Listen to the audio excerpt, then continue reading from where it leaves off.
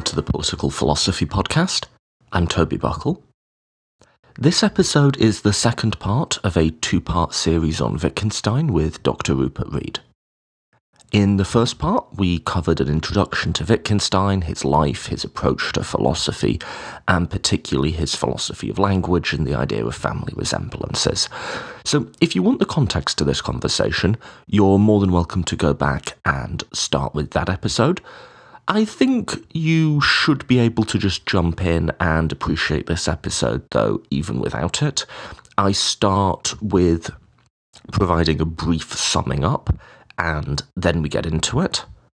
So if you want the context, you're more than welcome to check that out. If you don't care for context, or perhaps just don't trust this podcast to deliver it, and it probably wouldn't blame you, then feel free to jump in here.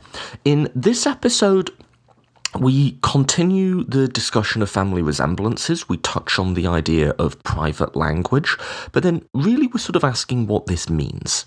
And we're both interested in arguing that a lot of the stuff that Wittgenstein says about language, which at first glance can seem very apolitical, actually has some very deep political implications.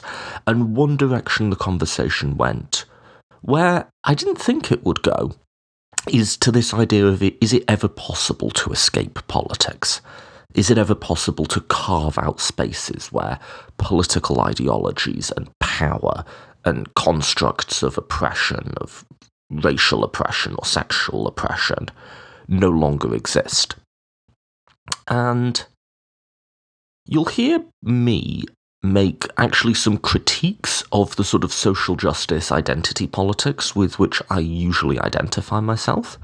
Just to be clear, I'm not disowning the entire project of striving for racial justice, for justice between the sexes, and any other historically disenfranchised groups. I still remain fairly wedded to that.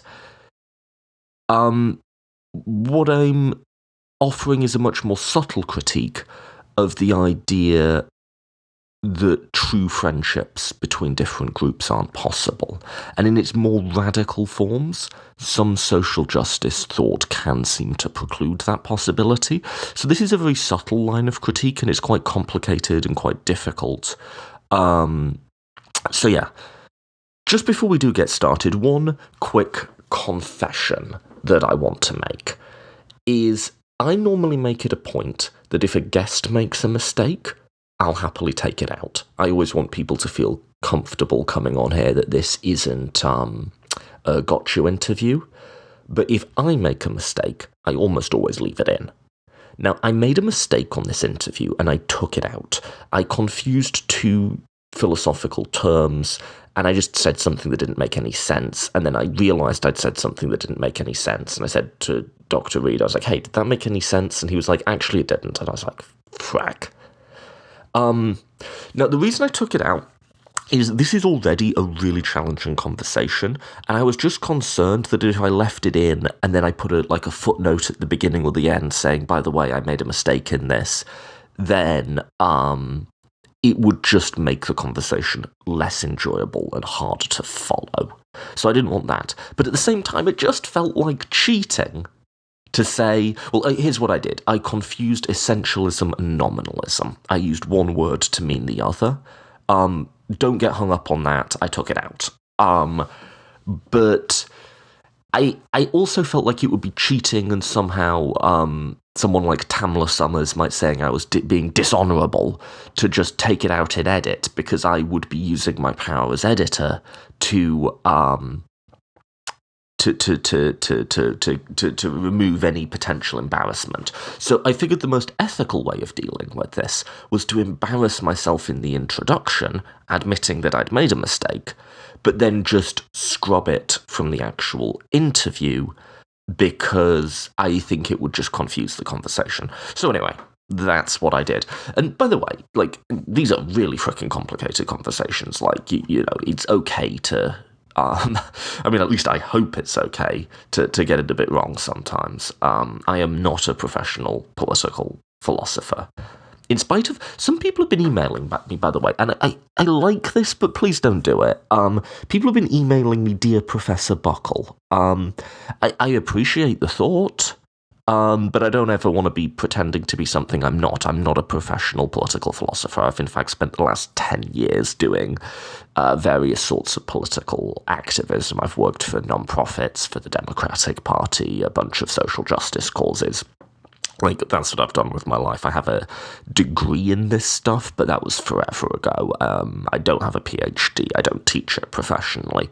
So I just want to be sure I'm being honest with you all about what my qualifications, or lack thereof, are. I did appreciate it when Glenn Lowry, the conservative commentator on race issues who I had on, I do like Glenn, when he shared the episode on Facebook with, and I quote, "the excellent conversation I had with the left-leaning political philosopher Toby Buckle." That was cute, but I did quickly reply to him that it was inaccurate. So I appreciate the thought, but I always want to be honest about what my lack of qualifications are to be having some of these conversations.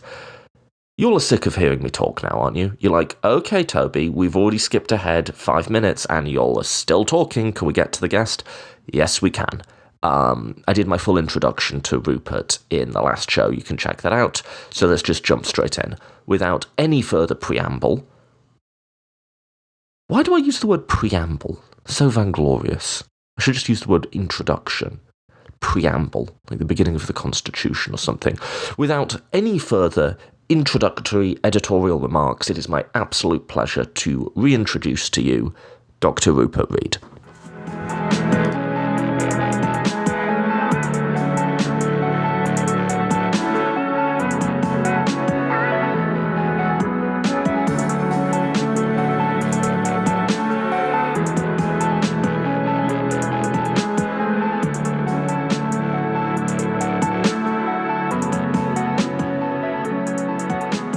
So let's start to bridge some of this onto... So, I mean, here's why family resemblances is interesting politically. So to take the initial one he does, there's no single thing that tracks to the word game, right? Now, his metaphor, you covered the quote, but just to nail it in for people who haven't heard this, because this is just an astoundingly useful tool and it's fun, is he says the meaning isn't like a discrete object. The meaning is like a set of family resemblances. So if you imagine a family portrait, you can see that red hair, say, is like a common feature of that family. But it won't be there for all of them. You can see that the family tends to be quite tall and thin, but there is that one uncle who has a big gut, and so on and so forth. Now, if you were to take any individual member of that family, which here would be analogous to any individual game, it will have some, but not all, of the common features of the family or the game. And that's fine. It's still that person is still recognisably a member of the family, in the same way as something is still recognisably a game. So it's not that there is no such thing as meaning, but like you say, the meaning is in a set of relationships rather than in a discrete object. And here's where this becomes really interesting politically, is let's take a political or moral concept. So let's say freedom, for just the case of example. The philosophical approach, and this can be particularly true of libertarians, for instance, would be to say freedom corresponds to a sort of set of sufficient and necessary conditions, right? You are free if and only if ... And whereas actually, to get a sense of what that word is doing in the world, you want to say, well, actually, how is the word used in everyday language? And you'll find that there are elements that are common across a lot of the forms of usage. For instance, non-constraint. For instance, autonomy. for instance, non-domination, but those aren't present in all of it. And then there's some specific uses of the term that have quite specialised features built into it.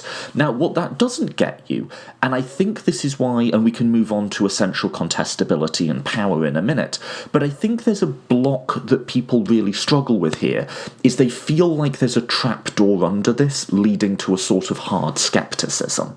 As soon as I say, freedom means a lot of different things, and getting to the bottom of what it means to be a free person or a free society is never going to be about finding the necessary and sufficient conditions. They feel like I'm saying there's no truth to be had, whereas what you're more saying is what you're going to end up with in a mature philosophy. And this is where we differed last time, in that I think there are elements of the liberal tradition, so I've always been taken by John Stuart Mill, that do get this self-reflectiveness about language. What you're going to get isn't so much freedom is when the government doesn't tax you too highly. That's not what you're going to get. What you're going to get is a set of relations to other concepts. And that's it. But that's not nothing either. What you're going to get is freedom is in a state of development. Freedom, that the version I've always liked, is not the when individuals come together to make a society, but when society so functions as to produce individuals. But freedom relates to autonomy. It relates to non-domination. It relates to the the classical liberal ideal of the reconciliation of individual autonomy with social needs. And that's a version of freedom, but it's a picture. It's a set of relationships. And that's the use you get out of it. So anyway, that's like the first step of mapping it on to the political, in that it changes the goalposts. It's not, and you see immediately what's going so wrong with so much political debate, is everyone is using the same word as if it was just a set of necessary and sufficient conditions, but of course they have different necessary and sufficient conditions, so the debate is irresolvable. Anyway, I talked for a bit. Let me... So I think the first thing to say, as you say, is that it would be a grave mistake to think of Wittgenstein as a skeptical philosopher. On the contrary. So in particular, in relation to this example we're starting to use now, he is not saying, look, freedom doesn't exist. Freedom is just a kind of fantasy or a mess. Freedom is just a load of irreconcilable uses of a word. He wouldn't say that. He would rather say, look, freedom is a concept, like a lot of other concepts that are important to us, that actually is likely to be more complex and hard to pin down than you suspect. And people who think it's easy to pin down end up locked in interminable fights with each other. And there's an aspect of that interminable fight which is probably unavoidable. It's political contestation. It's people thinking and feeling differently. But there's another aspect which may be avoidable, which is if you start to relax your assumption that freedom must be just one thing and then disagree about what that one thing is. If you start to relax that assumption, then you can actually start to have a more productive debate rather than just a kind of clash of dogmas. So Wittgenstein would want one to look at ways in which the term freedom is actually used as a kind of a starting point where we can get some purchase on it. He would also, I argue, himself be seen correctly if he's seen as a philosopher of freedom. He is himself very interested in freeing people from the way in which they are held captive, as he puts it, by pictures, by ideologies, by assumptions that they are unaware of, by dogmas. And he regards this kind of fundamental intellectual or philosophical freedom as, in a certain sense, the most important kind of freedom of all. I think one connection which might be useful to some listeners here would be to make a connection with Gandhi. especially the early Gandhi, who argued famously in his pamphlet Hind Swaraj, Indian, which is translated as Indian self-rule, and people think that it's about India coming to rule itself, which of course it is about, but it's also centrally about Indians coming to rule themselves. And what Gandhi basically says in that little book is, it will be of no use at all to us to get rid of the English if we don't rule ourselves, if we don't have some kind of power over ourselves, and if instead we are dominated by, for example, corporations and desires that they foist upon us. So we need to achieve, Gandhi thinks, a kind of fundamental freedom or self-motivation or self-government in order for freedom from the English to be of any use.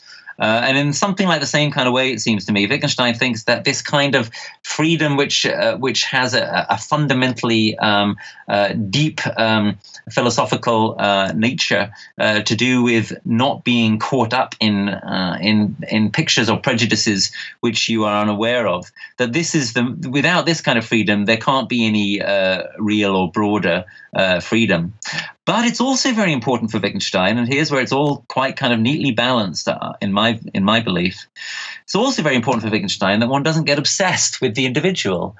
And Wittgenstein inclines to think that most philosophers, perhaps because they're not very socially adept usually and spend loads of time thinking in rooms or in front of pieces of paper, that philosophers tend to be obsessed with the individual and to not be very good at thinking relationships, to not be very good at thinking collectives. And part of what's going on in the famous anti-private language considerations is an undercutting of that kind of widespread obsession with the individual. So on the one hand, Wittgenstein is, as I like to put it nowadays, a liberatory philosopher, a philosopher of freedom. But on the other hand, this needs to be reconciled with a picture according to which the obsession with freedom, which characterizes a lot of recent Western political history and a lot of the history of philosophy, is itself a problem, which Wittgenstein, especially in his later work, was aiming to undermine. So there's a few things to say there. I think just as a pause before we continue with this train of thought, we should just quickly define the private language thing, because we've used it a million times. Could you give me just like a, first year philosophy introductory 2-paragraph? What are we referencing when we say the private language thing? Well, I can, but I want to go back to what I said earlier, which is that this stuff is in a way quite hard. Right. What's the dumb people version of this? Yeah. Well, yeah. But I know. But like, what most people think the so-called anti-private language argument is I think pretty clearly not what Wittgenstein is actually trying to do, and that's quite important. Well, the sort of ordinary view, perhaps the mainstream view of the so-called anti-private language argument is something like this: that there could be such a thing as a private language, which would mean a language which only one person can understand. And Wittgenstein has an argument which shows that actually such a language is impossible. And this seems to me a fundamental misunderstanding, because Wittgenstein is not in the business of arguing for or against positions. He's not in the business of adding his own ism to all the isms that have come before. What he's trying to do is to critique a fantasy, not an actual position, but a fantasy. What he's trying to suggest is that quite a lot of philosophers have said things which sound as if they make sense, which seem to have conclusions such that I could have a language just private to myself inside my own mind. But actually, this doesn't actually make any sense, which means there is nothing that, on reflection, we will be happy to call that kind of thing. There is no form of words that, on reflection, we will actually say, yes, that is what I mean by a private language, and there could be such a thing. So in this sense, Wittgenstein's philosophy is, if you will, fundamentally negative. It's about questioning inclinations, ideas, phantasms, delusions of sense that we are inclined to, and not substituting for them new positions or theories, as philosophers so often have done. So Wittgenstein doesn't have his own sort of alternative to the private language fantasy. And this is part of the reason why I don't like to use the phrase private language argument, because it suggests to me that that people think that Wittgenstein has a conclusion which he thinks that you can come to, which states his own position. But he doesn't actually have any conclusion. He doesn't have any position. All he's wanting to do is to try to get you to agree that something that you thought could have some substance, a kind of fantasy that motivated somebody like Descartes, for example, doesn't actually have any substance at all. Okay, so I just thought we should get that in there. But let's go back a step to the sort of mapping this onto the political, because I think in some ways we started at the more not the more complex, but we started at the end of sort of what ought this to mean. Once we have this family resemblance view of, say, I gave the example freedom, how ought that to influence how we think about freedom? And we both sort of gave our interpretations of that, and we, could maybe get into like some differences or contradictions there, but then there's also, and this perhaps might be a more Wittgensteinian question, of just what does that mean in terms of just understanding the world and what's actually happening. So to map the argument through, if a word like game is just a set of relationships, it's a set of resemblances, and words like freedom, fairness, justice, equality are sets of relationships. This is where the sort of fundamental insight of Michael Frieden comes in. We can talk about essential contestability. Is most people think political ideologies, political operatives, political parties have specific policy agendas they're trying to advance, and they craft and deploy language in that pursuit. And Frieden's basic insight is to say that's exactly backwards, that actually at its foundation they're competitions over the control of political language.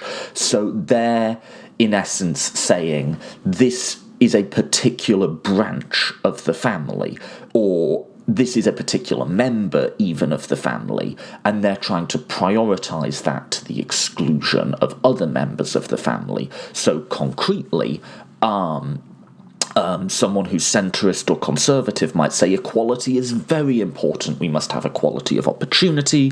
We must have equality of, under the law and stuff like that.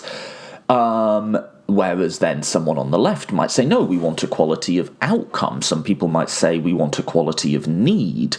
And all of them, they're not just different policy conclusions, they're different branches of, like, if you imagine this huge sprawling Venn diagram, you're shading out a particular area and saying, that is where I stand, and that is what I want to defend. And that's necessary and important and unavoidable, because you need to have some software running in your head for when you encounter a new policy choice that you haven't encountered before. So I gave this example when I interviewed Michael Frieden. I said, should it be legal for Starbucks to sell human organs? We've never encountered this policy choice before. But as soon as you say it, you feel a certain way about it.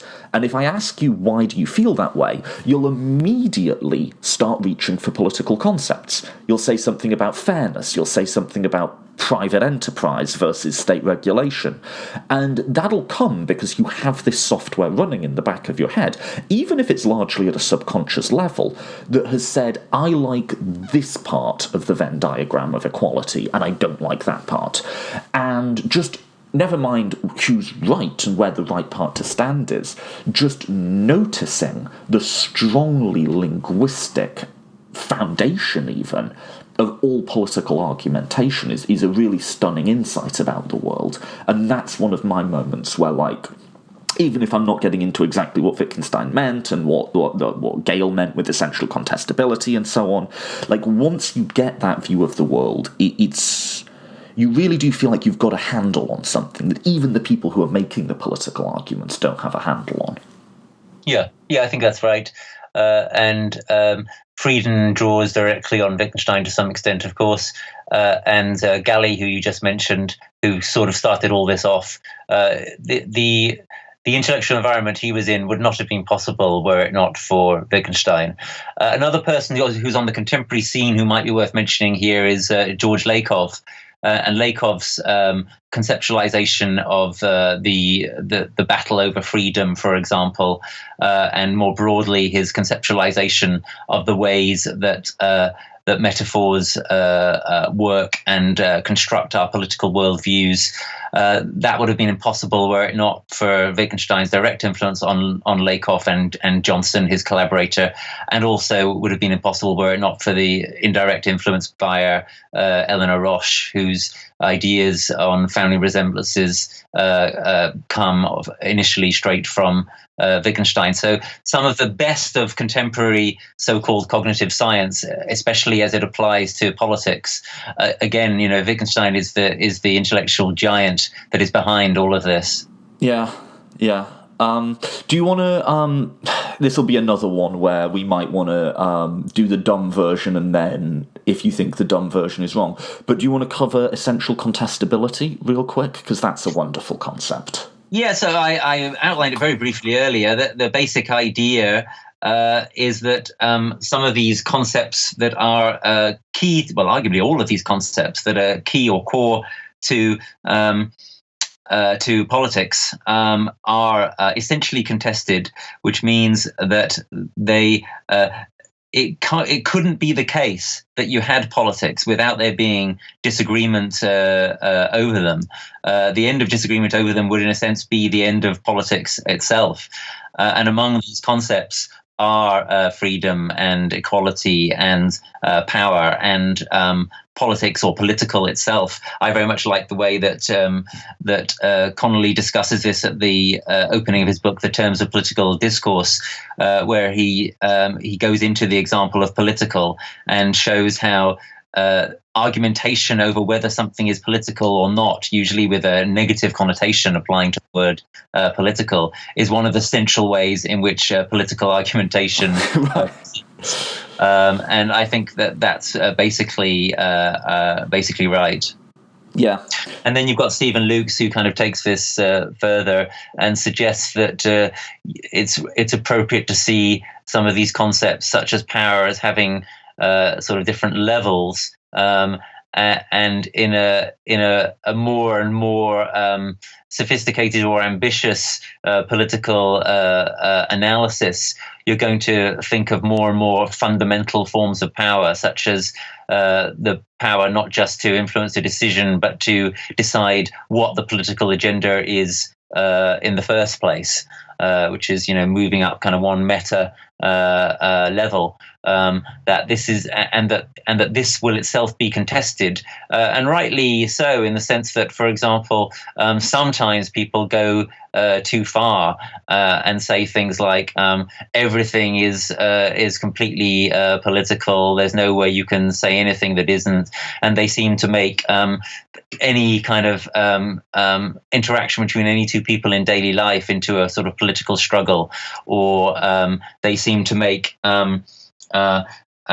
any intellectual claim or any factual claim into a political struggle, which is exactly what someone like Donald Trump wants. So there's a danger if one overplays the sense in which the concept of the political can be made very, very wide. There's a danger there that one actually plays into the sort of fantasy of a post-truth world, which it seems to me self-evident needs to be strongly opposed. It's actually on both sides, though, in that I'm friends, I'm sure you are too, actually, with like a lot of like hardcore social justice types, right? And they will see power as being operative in a negative way in basically everything. They'll say, look, if you're a man interacting with a woman or a white person interacting with a black person, there's always going to be subtle primings in your head. There's always going to be an element where race and gender is impacting that conversation. Yeah. Which, so you see, Wittgenstein would challenge this. He would challenge that always. He would say, how do you know, going back to what we said earlier, how do you know that it always is? Isn't this actually a dogma? It may be, as a matter of fact, that it always is. It may well be that we should always be worrying that it may be present. It may well be that, for example, we're most likely to be just if we are vigilant about these things. But it also may be that if we could keep on endlessly looking and searching out bias or prejudice in that kind of way, even in, for example, a flourishing friendship, that will actually destroy that friendship. Isn't it possible, for example, that say a white person and a black person could manage, after quite a lot of struggle probably and quite a lot of difficulty in sort of aligning their very different experiences, etc. Isn't it possible? Don't we want to preserve the possibility, at least in principle, that they could achieve a relationship which was no longer a power relationship and was no longer in that way infected by politics? And I think it would be a Wittgensteinian move to say that the assumption that that cannot take place is a dangerous one, and one which one needs to be potentially freed from. Okay, we're coming up a little on time, but I just, this is a really interesting one, and I've got a couple of things to say back to that. The first is, let me give you, and again, I'm just parroting Michael Frieden here, my view on the sort of political nature of all relationships. I do think politics is part of most interactions that we have, but it might not be a negative part, and it's almost always a comparatively unimportant part. So, like you say with Luke's, there's power as decision-making, agenda setting, and there's also power as just sort of like influence, right? Well, these elements are always with us, right? Like if we go get a drink together and you say, I want to go in there, and I say, no, it's too expensive, we're prioritising, we're setting agendas, and we're exercising power over each other, which can be in a gentle and entirely benevolent way through persuasion, right? Now, that's an element of our interaction, but it's one element, and it's arguably not even in the top 10 most important elements, right? We'll be chatting, there might be a social interaction, there's an economic interaction, we have to pay the bill, there's an aesthetic component, we might get a craft beer or something, right? And the political might be like number 15 on the list. It's there, but it's there, but it doesn't mean you always have to be bringing it up, right? But one might say this, one might say that the politics you're talking about there, it might only be a small p politics, if I may use that expression, rather than a large p politics, right? There might not be any presence of any kind of broader sort of ideological freighting, any kind of adherence to an ecological vision or a socialist vision or a fascist vision or anything like that. Well, so this is where I forget who does it, but the idea of thick and thin ideologies comes in. I know Frieden uses it, but I don't think he originates it. But there's thin ideologies, which might be something like ecology or green politics is a good example. It's anchored to a set of things, but it doesn't necessarily penetrate us going for a drink, right? There's then thick visions, which are like conservatism, liberalism, stuff like that, which have both the capital P and the lowercase p political elements of them. And I don't know, I think, and this brings us on to the social justice side of it, is it the case that there's always going to be gender or race components to any relationship? And there I just sort of say, I don't know. It might be true. It might not. I'm perfect. Yeah. So if you say that, you see, I think if you say that, I think that then you're close to Wittgenstein, because what Wittgenstein is wanting to do is not assert his own dogma. He's wanting to put into question the received dogmas. And in this sense, it seems to me that certain versions of a sort of a sort of ubiquity of politics thesis, or of a sort of identity politics strong thesis. Certain versions of those would qualify in this sense as dogmas. Wittgenstein is not necessarily wanting to say, look, it has to be the case that there is a space of freedom in, say, true friendships from all politics. What he wanted to do is only the negative, is to say, if you simply assert up front that there cannot possibly be such a space, then you are most probably the victim of an ideological certainty to which you are not entitled. Yeah, and that's...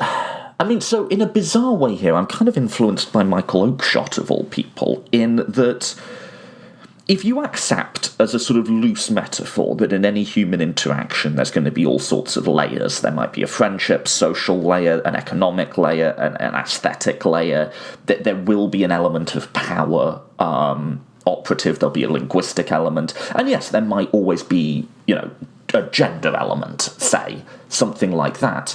There's always a danger in just taking one of those layers and analysing everything else through the prism of that, as if that was the fundamental thing that's going on, because there probably isn't a fundamental thing that's going on. People are complex and messy, and our understanding of ourselves, much less of our interactions with each other, is very incomplete. And where I follow Michael Oakeshott on this, if on nothing else, is he says these political belief systems are sort of like spectacles for viewing the world, and the world's going to be different in the different sets of spectacles, but you're always going to kind of look like a jackass if you only have one set of spectacles and you only ever have one way of seeing the world. And while I'm generally sympathetic to the concerns of social justice, I think where people get frustrated is when that's people's only mode of analysis, when all they can ever notice about the situation is the gender power dynamic or the race power dynamic. Yes. Like I say, you may well be right, that might always be there. I'm sceptical that it's always the most important aspect. But if that's the only mode of analysis you have, it's just going to get old after a certain amount of time. Does that make sense? It does. And as I say, I think a Wittgensteinian perspective here would say, would be skeptical of the thought that it must always be there, would be skeptical of the necessity claim, and would be worried that claim will get in the way of the possibility, which may be difficult to achieve. It may be unachievable, but it shouldn't be ruled out a priori, that people are genuinely able to understand each other, that people are genuinely able to be together, that people are genuinely able to overcome difficulties that separate them. And now we come back to what I was saying before, that one of the things that I think is very important to Wittgenstein is that, unlike most philosophers, he is very much a philosopher of our being with each other, and here you can tie him in to some extent with some recent-ish continental philosophers, starting with Heidegger. That Wittgenstein wants to emphasize the way that we are not separated from each other, stuck each in our own skulls, in the way which has been such a common vision in the history of philosophy, and arguably is at risk of being repeated again in, for example, contemporary identity politics under some versions of it.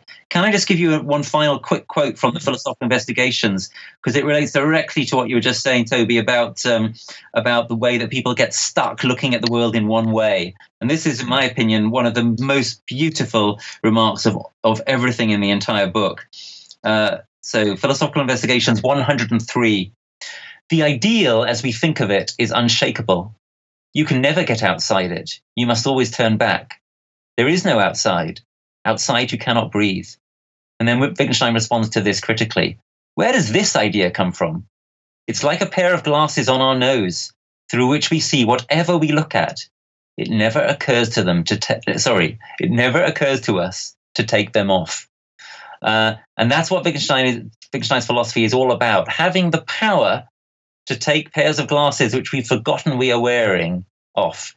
That is a metaphor through which I think you can sum up the whole thing and the fundamentally, as I see it, liberatory nature of his philosophizing. Should we end with where this has led you in terms of your personal political beliefs and your activism? Because I'll tell you one final thing. You've been generous with your time. When I had you on the first time, I've got enough of a following now that I do get complaints. and I was told I hadn't objected strongly enough to your dreadful collectivism that you had brought on in in the first show. And there probably is a bit of a gap between us here, in that, as we did the first time, I still am sympathetic to a number of figures in the sort of liberal tradition. But I do. But then I feel like the people who were complaining about your collectivism sort of, in all likelihood, probably had a view of the world as just this Newtonian machine of atomized parts, and people are just pure individuals, and if society exists, it's just the product of individuals.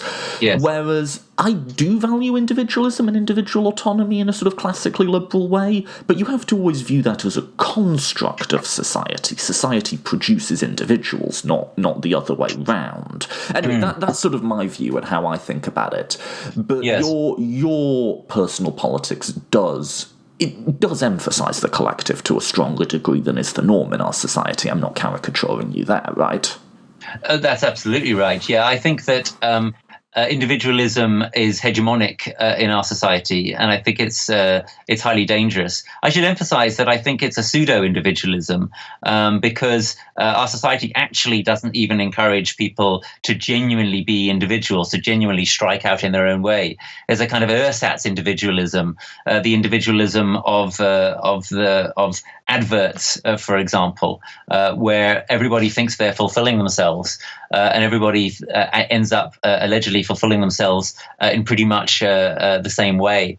So I don't think we have I think the one thing that our society thinks it's good at, creating individuals, it's actually really terrible at.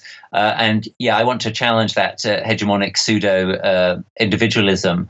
And in doing so, I believe I'm following Wittgenstein. For example, I'm going to give you one more quote. I promised I'd get the last one, but I'm going to give you one final. I like Wittgenstein quotes. We can do Wittgenstein quotes. Yeah.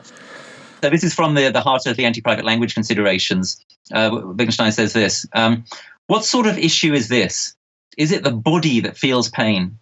How is it to be decided? What makes it plausible to say that it is not the body? Well, something like this.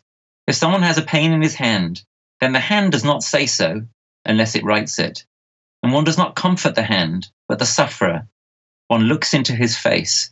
Or a more literal translation would be something like, one looks him in the eye. And what I take that last bit to be is a powerful a really kind of emotionally powerful reminder of the way that we can be with someone in their suffering. That we're not, as I say, isolated from each other, stuck in our own skulls. But suffering, pain, can actually bring us together. And we can be genuinely sympathetic with another, and we can care for them and love them in their suffering. And that's a profound way, I think, which we sometimes forget, in which we're not the isolated individuals that our society pretends we are.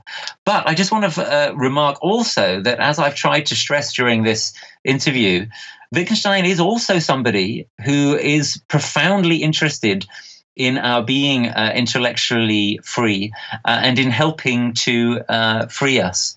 And in this sense, Wittgenstein is very, very keen on us striking against the ideologies that are hegemonic in ways that may be, at least initially, somewhat individual. So there is absolutely no dogmatic opposition to individual insight or enlightenment or difference in Wittgenstein's philosophy, nor in my philosophy. Instead, I think there's rather a kind of fine balance here, and I hope that I bring that balance into my own work. So, for example, I've just published this book called A Film Philosophy of Ecology and Enlightenment with Routledge, where I'm looking at a bunch of films from a broadly Wittgensteinian point of view and trying to understand those films as works about us in our collectivity, works about us in our ecological setting, but also works about us as we try to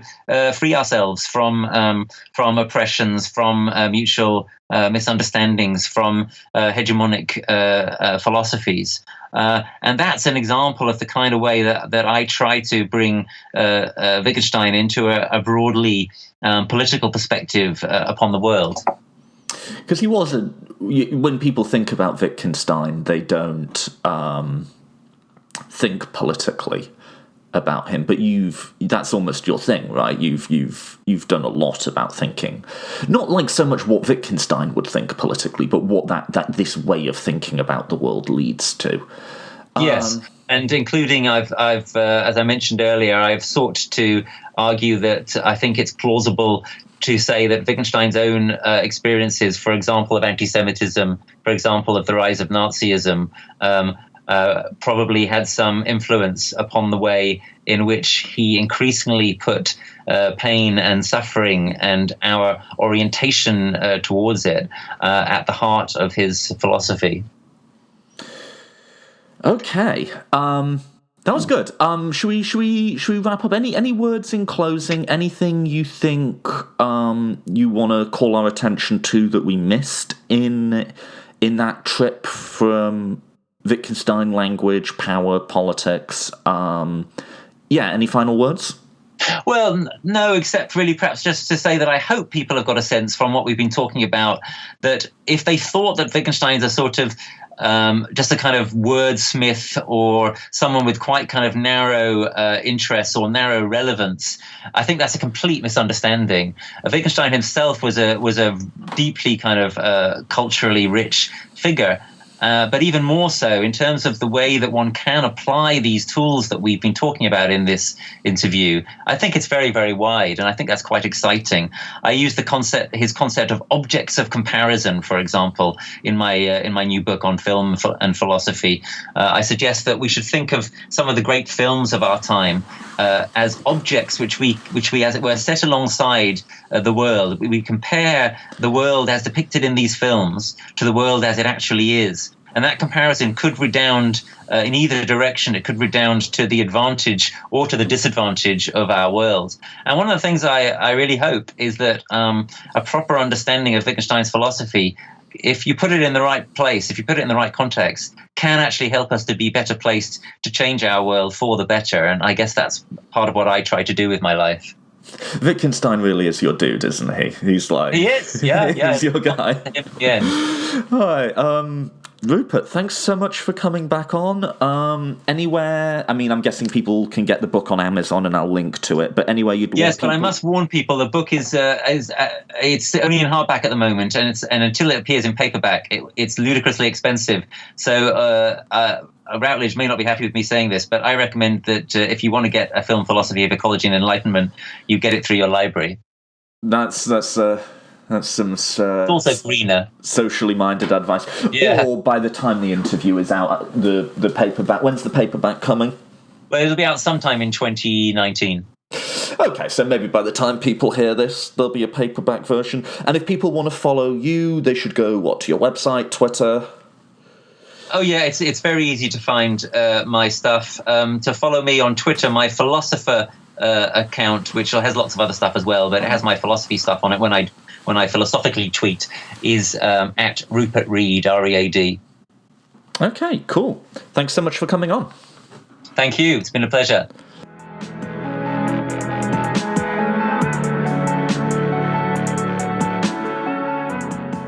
Thank you for listening to the Political Philosophy Podcast. Coming up next week, I'm going to get back to my series on libertarianism. So we'll do the rest of the series as was the feedback in one block. So I'm thinking that'll be another one, possibly another 2 episodes. I'm going to be putting together all my recordings for that this week. So for those of you who haven't checked it out, I'm doing, just by myself this time, an ideological history starting in the 1800s and working through to the 1960s. Of the development of the ideology of libertarianism, paying particular attention to the context in which it arose and how it competed for the control of political language with other ideologies such as liberalism at the time. So please do feel free to go back and check out the first part of that. The next part will be out next week. After that, Professor Dale Martin, the postmodern New Testament historian, will be back on the podcast. And, I've been thinking we haven't offended enough people on this podcast, so we'll be taking on what the New Testament says about gender identity. And, was Jesus gay? And what view of sexual ethics or lack thereof is expressed in the New Testament. Just because, like I say, I feel there's people out there who haven't been offended by this podcast yet, and I really, we need to make an effort there. No, I kid, Doc. I kid. It is an absolutely fascinating discussion about how the ancient mind perceived homosexuality and heterosexuality and ideas of a gender spectrum and of transitioning gender that I'd never even thought about before, and I hope you enjoyed that. So that's coming out after the libertarianism series. As always, just real quick, if you do enjoy the podcast, please consider sponsoring us on Patreon. It's really easy to do. You just go to patreon.com/politicalphilosophypodcast, or you check out our website, politicalphilosophypodcast.com, politicalphilosophypodcast.com, and, it's completely up to you what you donate. I've been suggesting a donation of $2 an episode, so if you enjoyed this episode as much as you would a cup of coffee or something like that, consider sponsoring it on that basis.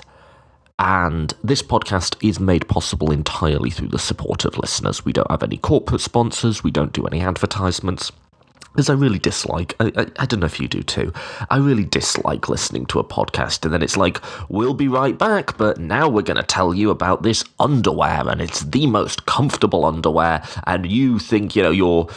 And I'm just listening thinking, you're one, I'm now going to have, forgotten where my place was in the conversation you were having, and two, you've just totally shot your credibility because, you were really passionate about telling me, Ben Shapiro, who tries to sell me vitamin supplements and, literally essential oils at one point, I seem to remember. Snake oil salesman is a term for a reason, how passionate you are against socialism. And then you interrupt to tell me how passionate you are about the survival kit and the canned meals for when the end of the world happens, which apparently is a fear for your listeners. So, advertisements are icky. Instead, every now and again, I just nag you all to give me money. I think that's a fair trade. If you'd rather we did advertisements, we can, but I prefer to just nag you all to give me money every now and again. So, if you have an extra $2... I would, and by the way, I'm not just ripping on Ben Shapiro here. I am ripping on Ben Shapiro, but I actually, unlike a lot of liberals, I actually listen to a lot of conservative media. So I listen to Ben's podcast at least once a week, and I'm amazed by how often, it's interrupted to sell me goods, and I'm just sitting there thinking, this is the audience you have? It's crazy. Your audience is interested in supply kits for your bunker where you're going to go in after the nuclear apocalypse. Home defense guides. Little placebo pills that make you think your workout works better. This is who you're marketing it to? I don't know, I just find it absolutely fascinating when I listen to conservative media, the types of products that they're hawking me. I find it, I'm not even critiquing it, I find it genuinely fascinating, but it does undoubtedly spoil their shows, both from an aesthetic and a credibility component. I feel like the conviction that I'm listening to a serious person just kind of drifts away. And I don't mean even to single Ben. I'm going to get a bunch of hate mail now about how dare you go after Ben Shapiro for being a snake oil salesman. Let me tell you, I bought his supplements and they really improved my sex life. I shit you not, I'm going to get that email. Anyway, I think that sort of thing spoils podcasts. Please give me money so I don't have to do it. Thank you. And by the way, we've got loads of great content coming up. The Libertarian series, Dale Martin's back on, and I'm going to introduce a bunch of new guests. You can follow me on social media to get the first look at that. Okay, thanks for listening. I appreciate all of the listeners we have, really. I sometimes have to pinch myself just looking at how many people listen to the show and thinking, that's incredible. That's absolutely incredible. So I'm genuinely grateful for everyone who tunes in. So thank you. And I hope to see you next week.